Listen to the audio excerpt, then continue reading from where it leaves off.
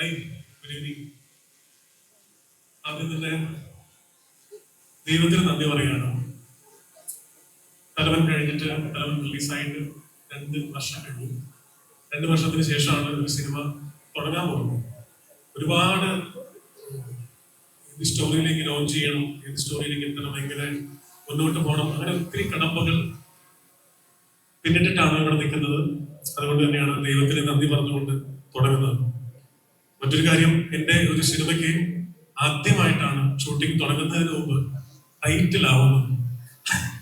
അങ്ങനെ ഒരു പ്രത്യേകത ഈ സിനിമയ്ക്കുണ്ട്. സാധാരണ എല്ലാ സിനിമയും കഴിഞ്ഞ 6 സിനിമയും ഷൂട്ട് കഴിഞ്ഞ് പിന്നെ പോസ്റ്റ് പ്രൊഡക്ഷൻ നടക്കുന്ന സമയത്തായിരിക്കും ടൈറ്റിൽ ഇടാറുള്ളത്.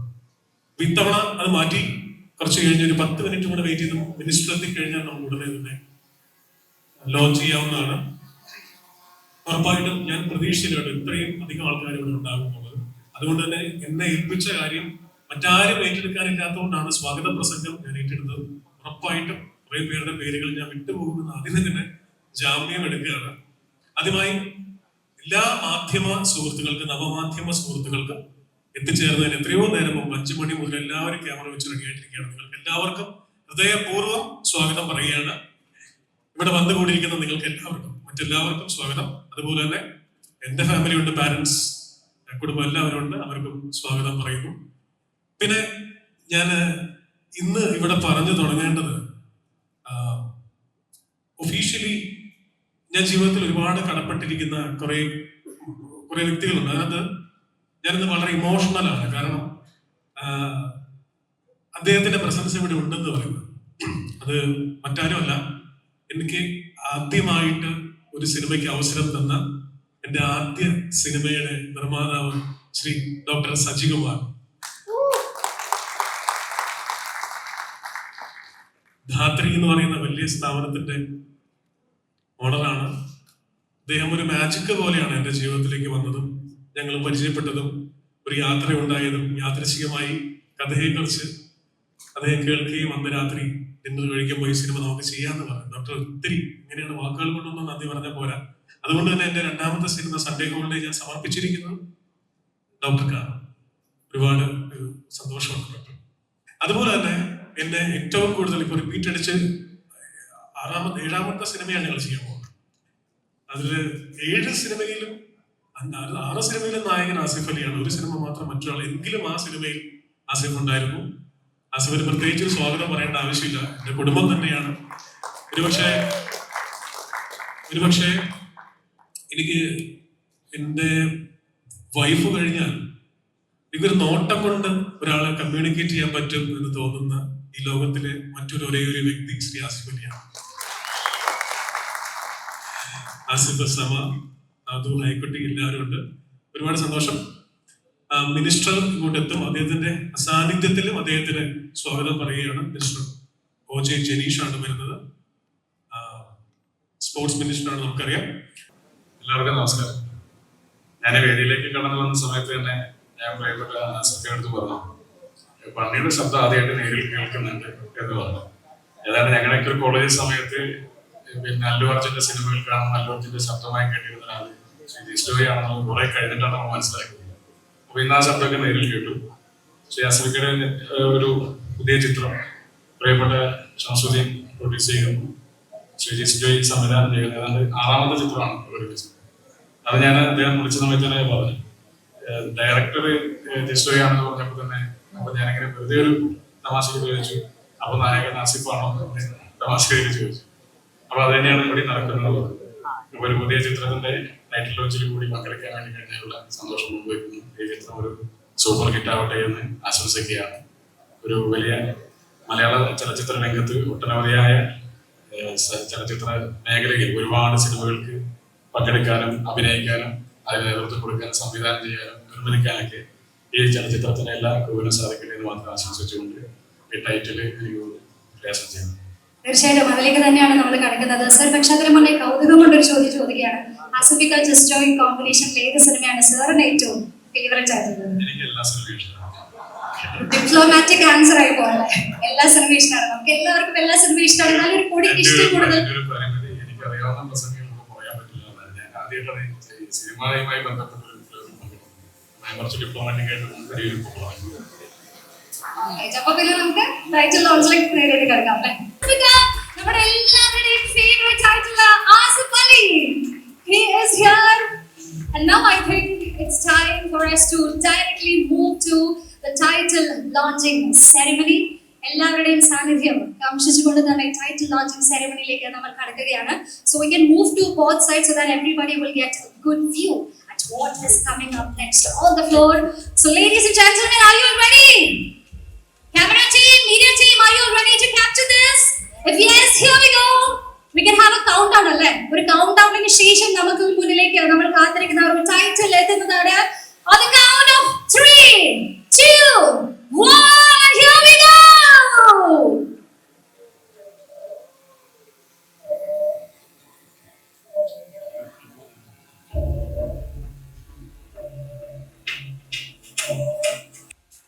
എല്ലാവർക്കും നമസ്കാരം. പ്രിയപ്പെട്ട ജിലീഷ്, എല്ലാവർക്കും നമസ്കാരം. ഇവിടെ വരുന്നത് വരെ അല്ലെങ്കിൽ ഈ ഹോളിനകത്തേക്ക് കയറുന്നത് വരെ ഈ നാളെ ഷൂട്ടിംഗ് തുടങ്ങുന്നതിന്റെ ടെൻഷൻ മാത്രമേ ഉണ്ടായിരുന്നുള്ളൂ. പക്ഷെ ഇവിടെ വന്നിട്ട് ഞാനും നിങ്ങളും എല്ലാം ഏറ്റവും കൂടുതൽ റിപ്പീറ്റഡ് ആയിട്ട് കേട്ടത് ജിസ്ജോയ് ആസിഫ് അലി കോമ്പിനേഷനിൽ നടക്കുന്ന എന്തോ മാജിക്കിനെ പറ്റിയിട്ട് പറയുന്നതാണ്. അതൊരു വലിയ ടെൻഷനും വലിയൊരു റെസ്പോൺസിബിലിറ്റി ആയി മാറി. പക്ഷെ എനിക്ക് കോൺഫിഡൻസ് ഉണ്ട്. ഫീൽ ഗുഡ് സിനിമകളുടെ രാജകുമാരനായിരുന്ന ജിസ്ജോയ് നോട്ട് എനി മോർ അല്ല, തലവനോട് കൂടി അദ്ദേഹം ഗിയറും മാറ്റി പിടിച്ചു. എനിക്ക് ഒരുപാട് സന്തോഷമുണ്ട്.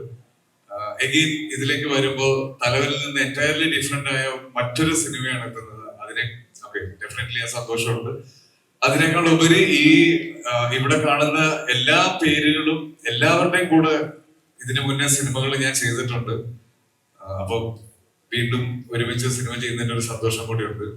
ആരുടെ പേരെടുത്ത് ഞാൻ പറയുന്നില്ല.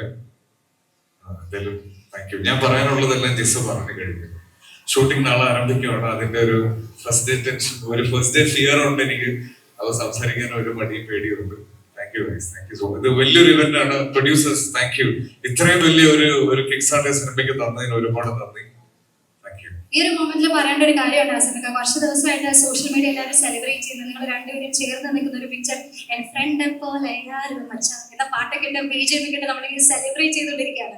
പിന്നെ കുറച്ച് കാലം നമ്മൾ കാത്തിരിക്കണം ആ ഒരു മാജിക് സ്ക്രീനിൽ ഒന്നുകൂടെ കാണാനായിട്ടല്ലേ. എങ്ങനെയുണ്ട്? ഇപ്പൊ നേരത്തെ പറഞ്ഞിരുന്നു കണ്ണുകൊണ്ട് കമ്മ്യൂണിക്കേറ്റ് ചെയ്യുന്ന ഒരു ഇമോഷനാണ്, ആ ഒരു ബോണ്ടാണ് നിങ്ങൾ തമ്മിലുള്ളത് എന്നുള്ളത്. So second film, how you feeling about that?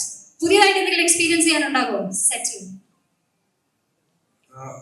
പുതിയത് തന്നെയാണ്, ഡെഫിനറ്റ്ലി പുതിയത് തന്നെയാണ്. കാര്യം ഇതിന്റെ സ്ക്രിപ്റ്റ് വായിച്ചു കഴിഞ്ഞപ്പോ എനിക്ക് ഏറ്റവും സന്തോഷം തോന്നിയത് അത് തന്നെയാണ്. ഓരോ സിനിമ ചെയ്യുമ്പോഴും ഇപ്പൊ ഫീൽ ഗുഡ് എന്ന ആളുകൾ എടുത്തു പറയുന്നത് എനിക്കൊന്ന് സൺഡേ ഹോളിഡേ ഒരു വലിയ ഹിറ്റ് ആയതുകൊണ്ടാണ്. അല്ലെങ്കിൽ കുറച്ച് ക്രിമിനൽ മൈൻഡ് ഒക്കെ ഉള്ള ഒരാൾ തന്നെയാണ് Jis Joy.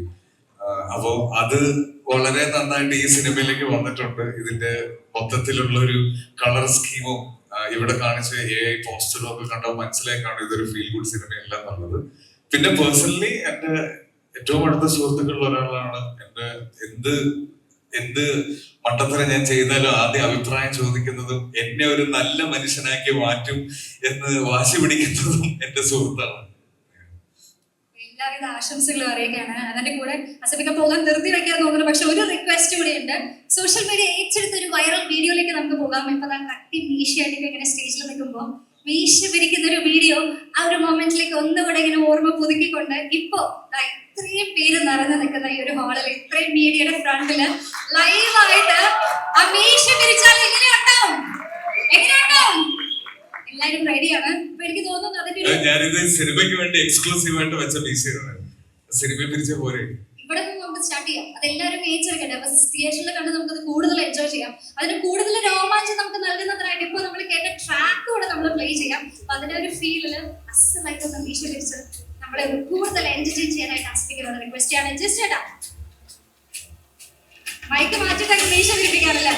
So here comes the moment, everybody be ready to capture this and give us a visual.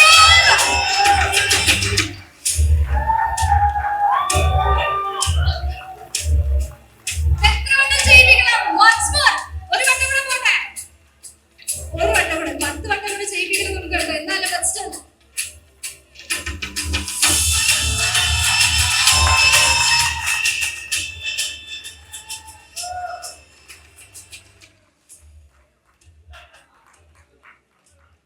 Yes എല്ലാവർക്കും കിട്ടിയല്ലേ. താങ്ക് യു സോ മച്ച് ആസിഫക്ക. എപ്പോഴും ആസിഫക്ക സ്റ്റേജിൽ വരുമ്പോൾ ഇതുപോലെ നമുക്ക് സെലിബ്രേറ്റ് ചെയ്യാനുള്ള മൊമെന്റ് കിറ്റ് ചെയ്തിട്ടാണ് എപ്പോഴും പോവുക. അത് ഇത്തവണയും പതിവ് തെറ്റിച്ചില്ല. Thank you so much once again for being the boy next door in the Malayala film industry. Thank you so much. ഏറ്റവും സന്തോഷം ഫാമിലിയുടെ കൂടെയാണ് ഈ ഒരു മൊമെന്റ് സെലിബ്രേറ്റ് ചെയ്യുന്നത് അല്ലേ. ആൾ സ്റ്റേജിലേക്ക് വരുന്നതിന് മുന്നേ മോനെ നോക്കി എന്തോ എക്സ്പ്രഷൻ ഒക്കെ ഇടുമ്പോൾ ഞാൻ കണ്ടായിരുന്നു. എന്താ കൺവീൻസ് ചെയ്തത്? മോനോട് എന്താ പറഞ്ഞത്? അല്ല ഞാനെയാണ് വിളിക്കുന്നതെന്ന് പറഞ്ഞത്. Yes. So now I can see there your partner is already recording the video and that's going to be a very sweet moment for you to celebrate as well.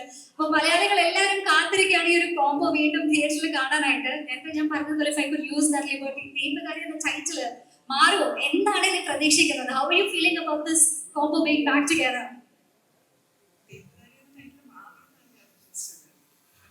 But I think this movie is a lot more special. If you said Tepugari in the title, Adu Machiya, one of the people was, I think, Shamsu. With Kane, Shamsuddin and Manu. There's one more person, Ahmed, who's in the audience with Madhuram. So our end cinema, I think Tepugari in the title Machiya. So I think this film is a lot more special because of that. And it's my second outing with Gisette and Nasir. And my third with Shamsu, with Kane Eyes and Kottayam Bell. I'm very excited and I'm looking forward to it. നമ്മളാണ് കൂടുതൽ excited. ഇത്രയും വർഷങ്ങൾക്ക് ശേഷം ആസിഫ് അലി ശ്രുതി ഒരു combination കാണാനായിട്ട് നമ്മൾ കൂടുതൽ excited ആണ്. ബിക്കോസ് അന്ന സിനിമയിൽ കോമ്പോസിറ്റ്സ് അധികം ഇല്ലെങ്കിൽ നമ്മൾ എൻജോയ് ചെയ്തതാണ് നിങ്ങളുടെ ഒരു chemistry, the way you have been together in that film. And now let us eagerly look forward to the release of the film. Hearty congratulations. Thank you. Yes. Can we have a big round of applause once again, everybody, to the very lovely, the wonderful actor. Hearty welcome. Thank you so much. എന്താണ് ഷൈനോൻ ചേട്ടൻ ഇപ്പോൾ നമ്മളോട് എല്ലാവരോടും പറയാനുള്ളത്? Title അസാധ്യമായിട്ട് നമ്മളങ്ങനെ launch ചെയ്തിരിക്കുകയാണ് അല്ലേ? Thiruvananthapuram belt, Kochi belt എന്നൊക്കെ കേട്ടു, കോട്ടയം ബെൽറ്റ് അല്ലേ? ബെൽറ്റ് ഇപ്പൊ ബെൽറ്റ് ഇടാത്ത ഫാഷൻ ഇവിടെ ബെൽറ്റ് ഉള്ളതുകൊണ്ടാണോ ബെൽറ്റ് ഇടാതെ വന്നത്? അല്ലല്ല, ഞാൻ ഇപ്പോഴാണ് ടൈറ്റില് അറിയുന്നത് അല്ലേ? നല്ല ലോഞ്ച് ചെയ്തോളൂ, മുന്നറിയില്ല.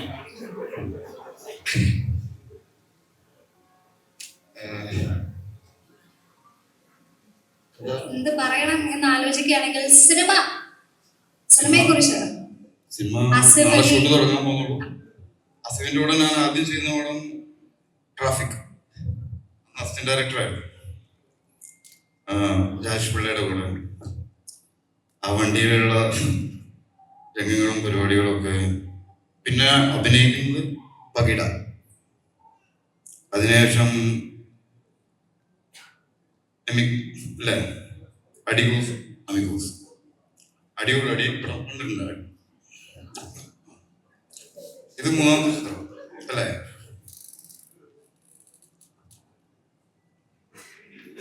പകിട കണ്ടിരുന്നു? പകിട കണ്ടിട്ടുണ്ടോ? അടികൂസ് അമികൂസ് യൂഷ്വലി ഞാനാണ് തിരിച്ച് ക്വസ്റ്റ്യൻസ് ചോദിക്കേണ്ടത്. ഇതിപ്പോ തിരിച്ച് ക്വസ്റ്റ്യൻസ് എനിക്ക് കിട്ടിക്കൊണ്ടിരിക്കുകയാണ്. നമ്മളോട് ചോദിക്കില്ലല്ലോ. അത് ഒഴിവാക്കാൻ വേണ്ടിയിട്ടാണല്ലേ? അതുകൊണ്ടല്ല, യൂഷ്വലി നമ്മള് തർക്കത്തിലും പറഞ്ഞിരുന്ന ശീലം.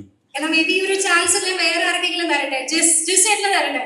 ഇല്ല, ആ ഒരു ചാലഞ്ച് ഏറ്റെടുക്കുന്നില്ല. ഡോക്ടർ റോണിക്ക് വേണമെങ്കിൽ എടുക്കാം. റോണിയാണ് നമ്മൾ സ്ഥിരമായി ചികിത്സിക്കുന്ന ആയതുകൊണ്ട് പറയല്ല. മുണ്ടാട് സെറ്റിൽ വെച്ചിട്ട് തിരിച്ച് നമുക്കൊരു ഗുളി കൊടുത്തു വയ്ക്കെടുത്ത് വായനിട്ടു. ഇതൊന്നും ചോദിക്കാതെ പറയാതെ അല്ല, ഗുളികയല്ലേ അസീൻ ഓർമ്മയില്ലേ? അല്ല ഡോക്ടറാണെന്ന് വെച്ചാൽ കിട്ടണമൊക്കെ ഗുളിക കഴിച്ചിട്ട് കാര്യമുണ്ടോ ഓർമ്മയുണ്ട് അസീൻ? അത് നമുക്ക് ഡോക്ടറല്ലാട്ടോ, വക്കീല. വക്കീലിനോടും ഡോക്ടറോടും എന്താ പറയരുത്? സത്യം പറയാം. സത്യം പറയാൻ പാടും. എന്റെ ഒരു റെസ്പോൺസിബിലിറ്റി കുറച്ചിരിക്കുകയാണ്. ഇനി എല്ലാം സ്വയമേ ഏറ്റെടുത്തുള്ളത് ഞാൻ പറഞ്ഞുകൊണ്ട് ചേട്ടനോട് എന്താണ് ചോദിക്കാറുള്ളത്? പേടിപ്പിക്കാതെ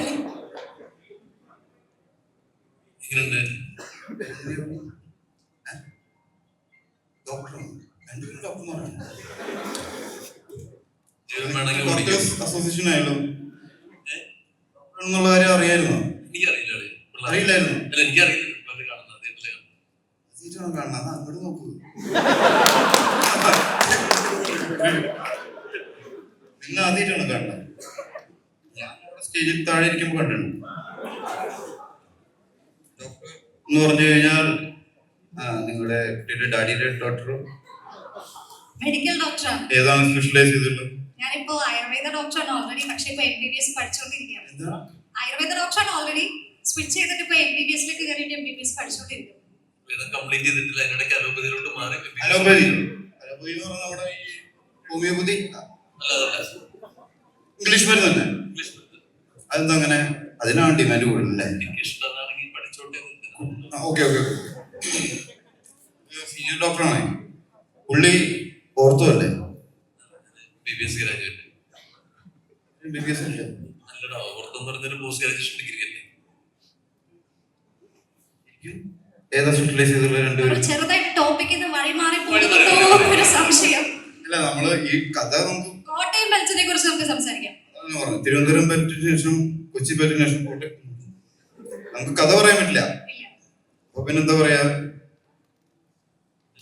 ഈ പടം കമ്മിറ്റിയിലുണ്ടായ ഒരു കാരണം പറയും. കാരണം പടം ചെയ്യാനാണ് വന്നതെന്നുള്ളത്. പിന്നെ ഇതിന് മുന്നേ ഒരു സബ്ജക്റ്റ് ആയിട്ട് നമ്മള് എവിടെയൊന്നും ഓർമ്മയുണ്ടോ? പടയുടെ ലൊക്കേഷനിൽ വന്നിരുന്നു. അന്ന് നമുക്ക് ചെയ്യാൻ പറ്റില്ല. അതിന് മുന്നേ അസിസ്റ്റന്റ് ഡയറക്ടർ ആവുന്ന സമയത്ത് നമ്മുടെ ഇവര് 3 പേരും കൂടി പരസ്യങ്ങള് ഒളിച്ച് ചെയ്യണ സമയം ഉണ്ടായിരുന്നു. ദിനേശനും സിജാട്ടനും ഇഷ്ടം കൂടിയുള്ള സമയം. ഈ പരസ്യം ചെയ്യുന്നത് എങ്ങനെയാണെന്ന് എപ്പോഴും ഇവിടെ ചെയ്യുന്നുണ്ട് പരസ്യം. അത് കഴിഞ്ഞ് പടം ചെയ്യാൻ തുടങ്ങി. നീ അറിഞ്ഞില്ലേ മെന്റലിസ്റ്റ് ആദ്യം ഷോ ചെയ്ത് ഇൻസോമിനിയ? മെന്റലിസ്റ്റും കൂടിയാണ് അല്ലേ? മെന്റലിസ്റ്റിന്റെ പരിപാടിക്ക് നമ്മൾ പോകാറില്ല. കാരണം മെന്റലിസ്റ്റ് സീക്രറ്റ്സ് ആണല്ലോ പറയണത് അല്ലേ? നമ്മളെ പറ്റി ഒരു സീക്രറ്റ് കേട്ടായിരിക്കും അറിയാം.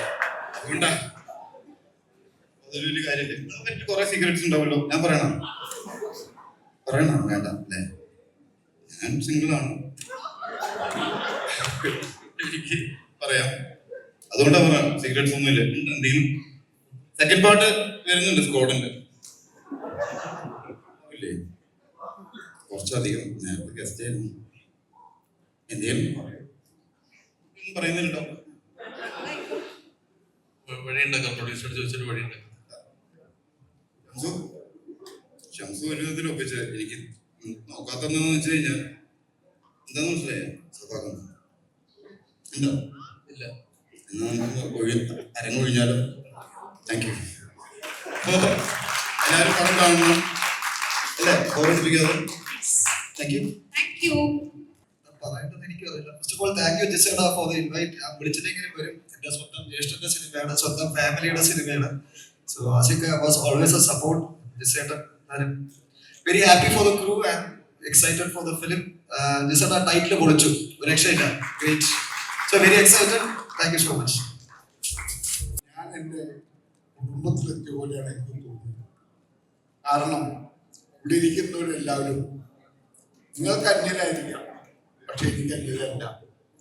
അത് ചിദംബരമായാലും അപ്പുറത്തിരിക്കുന്ന സഞ്ജയ് ആയാലും ജിസ്റ്റോയി ആയാലും ഷൈൻ ടോച്ചാക്കായാലും അവരുടെ കൈപൊക്കി കാണിച്ചിട്ടാണ് പറഞ്ഞത്. എൻ്റെ പേരിലൂടെ പറയണം, ഞാൻ ആ കുടുംബാംഗമാണ്, അതിൽ അഭിമാനം കൊള്ളുന്നതാണ്.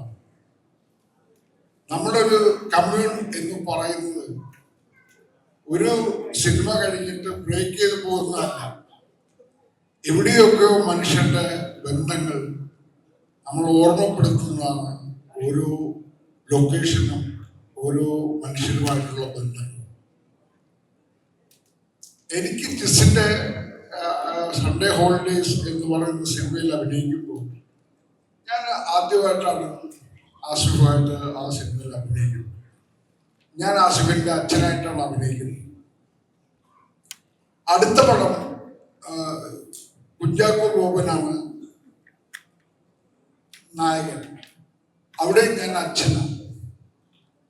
2 ലൊക്കേഷനും ഒരു വീട്, 2 സിനിമ എത്രയോ കാലങ്ങൾക്ക് ശേഷം ചെയ്യുമ്പോൾ. അപ്പൊ ഞാൻ വിചാരിച്ചു എന്താണ് ഈ വീടുമായിട്ട് എനിക്കുള്ള ബന്ധം. ഈ മനുഷ്യനുമായിട്ടുള്ള ജിസ് എന്ന് പറയുന്ന ഈ സംവിധായകനുമായിട്ടും ഈ നടന്മാരുമായിട്ടും എനിക്ക് എന്താണ് റിലേഷൻ. അതൊന്നും നമുക്കങ്ങനെ ഒരു ഗ്രാമർ വെച്ച് പറയാൻ പറ്റുന്ന ഹാപ്പൻ സംഭവിച്ചു. എൻ്റെ മകനായിട്ട് ആസിഫ് അഭിനയിച്ചു. എനിക്ക് പറക്കാതെ പോയ മകനായിട്ട് അങ്ങനെ ഒരുപാട് മക്കളുണ്ടാകാനുള്ള കഥാപാത്രങ്ങൾ തന്ന തിരക്കഥാകൃത്തുക്കൾ ഉണ്ടായി. അത് തന്നെയാണ് ഒരു നടനുള്ള ജീവിതത്തിൽ ഏറ്റവും കിട്ടുന്ന ഭാഗ്യം. പിറക്കാതെ പോകുന്ന മക്കളെ തരുന്നതാണ് തിരക്കഥാകൃത്തുക്കളും സംവിധായകരും. പക്ഷെ അവരാരും നമ്മൾ വിട്ടുപോകുന്നില്ല. ആസിഫ്, ഞാൻ അവസാനം അഭിനയിച്ച സിനിമ രാജീവ് രവിയുടെ അവസാനമാണെന്ന് അറിഞ്ഞൂട, പുള്ളി എന്നെ നിർത്തുമെന്ന് ഇഷ്ടപ്പെട്ടുകൂട. ഞങ്ങള് രാജസ്ഥാനില് ഷൂട്ട് നടക്കുക. ആസിഫിനെ ഞാൻ പറ്റിച്ചു. കുറ്റവും ശിക്ഷയും എന്താ നിങ്ങൾക്ക് മാത്രമാണോ കുറ്റമുള്ളത്? ശിക്ഷ വിധിക്കാനും എനിക്കറിയാം, ഉണ്ടായിരുന്നോളാം ജഡ്ജി. അപ്പോ ഈ മനുഷ്യര് ജയ്പൂരിൽ നിന്ന് യാത്ര ചെയ്ത് പോവുകയാണ്. ഞാൻ അതിനു മുമ്പ് ദയ എന്ന് പറയുന്ന സിനിമയിൽ അഭിനയിച്ചിട്ടുണ്ട്. രാജസ്ഥാൻ ഞാൻ കണ്ടിട്ടുണ്ട്, ജയ്സാൽമർ കണ്ടിട്ടുണ്ട്. ഇന്ത്യയുടെയും ഭാരതത്തിന്റെയും അതിർത്തിയിൽ നിന്ന് അഭിനയിച്ചു തുടങ്ങിയവനാണ് ഞാനൊരു പട്ടാള വേഷം കെട്ടിയിട്ടില്ല, ഞാൻ പോലീസ് വേഷം മാത്രമേ കെട്ടിയിട്ടുള്ളൂ. അപ്പൊ ഇവര് പോലീസ് വേഷം കെട്ടാൻ വന്നവരാ ആസിഫും സംഘവും. ഇവരെ ഞാൻ ഒരുപാട് ജയ്പൂർ ഭാഗം കഴിഞ്ഞിട്ട് ഒരു മനോരഞ്ജനത്തിൽ കൂടെ പിന്നെ കൊണ്ട് യാത്ര ചെയ്യാം. എന്നിട്ട് ഞാൻ എൻ്റെ കഥകൾ ഇങ്ങനെ പറഞ്ഞുകൊണ്ടിരുന്നു. എനിക്കറിയാവുന്നുള്ള എൻ്റെ ഭാവനയിൽ തോന്നിയ കുറെ കഥകൾ ആസിഫ് വിശ്വസിച്ചു, കൂടെ വന്ന സുഹൃത്തുക്കളൊക്കെ വിശ്വസിച്ചു. അപ്പോഴാണ് രാജീവിന്റെ കോള് വരുന്നത്, കോവിഡ് വരികയാണ്, തിരിച്ചു വരുന്നത്. അതെങ്ങനെ കഥകളൊക്കെ പറഞ്ഞിങ്ങനെ നിങ്ങളെ കൊണ്ട് സഞ്ചരിപ്പിച്ചുകൊണ്ടിരിക്കും. ഈ കഥ പറയാൻ എനിക്ക് നല്ല മിടുക്കുണ്ട്, പക്ഷെ എനിക്ക് സംവിധാനം ചെയ്യാനുള്ള മിടുക്കില്ല.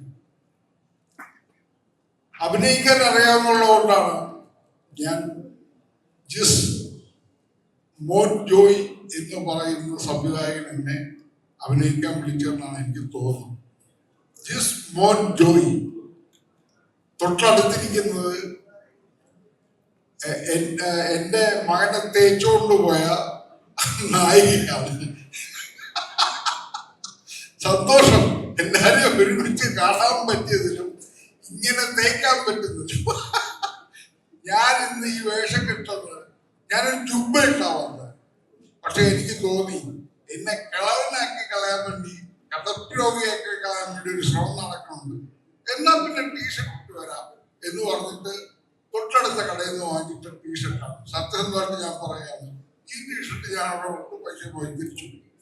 Thank you so much. ഈ സിനിമയ്ക്ക് എല്ലാവിധ പ്രാർത്ഥനയും ആശംസകളും.